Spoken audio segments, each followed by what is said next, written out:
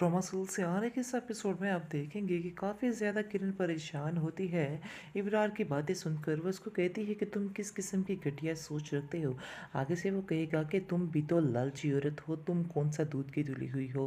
दोनों में काफ़ी ज़्यादा बहस शुरू हो जाती है और वो कहता है कि मैं तो ये काम करके ही रहूँगा, वरना मैं तुम्हें फारिग कर दूँगा और सारी ज़िंदगी तुम भी रोती ही रहोगी। आगे तुम जानती हो कि तुम्हारे पास कुछ भी नहीं रह गया है।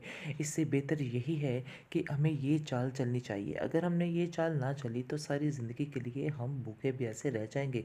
आगे से वो उसकी बातों में आ जाएगी और उसकी बातें मान जाएगी। लेकिन जैसे ही वो ये काम करेंगे तो ज़रबाब जो है वो इनकी ईंट से ईंट बचा देगा। यानी कि किरण का वो हाल करेगा कि किरण सारी ज़िंदगी याद रखेगी। आयशा उसको बहुत ज़्यादा समझाने की कोशिश करेगी और कहेगी कि छोड़ दो। आगे से वो कहेगा कि मैं 100% जानता हूँ कि किरण के अलावा ये किसी का काम नहीं, क्योंकि वो एक घटिया औरत है और ये घटिया लोगों का ही काम है।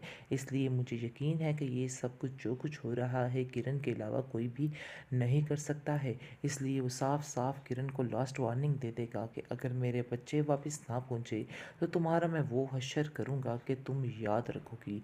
आगे तो तुम जेल से वापस आ गई, लेकिन अब तुम जेल की सलाखों के पीछे सारी ज़िंदगी रहोगी।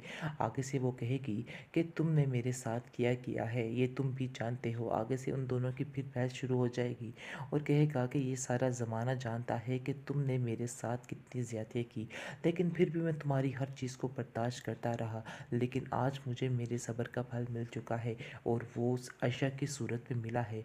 और मेरी बीवी इस कदर अच्छी है कि मैं तुम्हें कुछ नहीं बता सकता। तुम्हारे नसीब में दर बदर की ठोकरों के अलावा कुछ भी नहीं रहेगा। चाहे तुम जितनी मर्जी दौलत इकट्ठी कर लो, फिर भी तुम खाली की खाली ही रह जाओगी।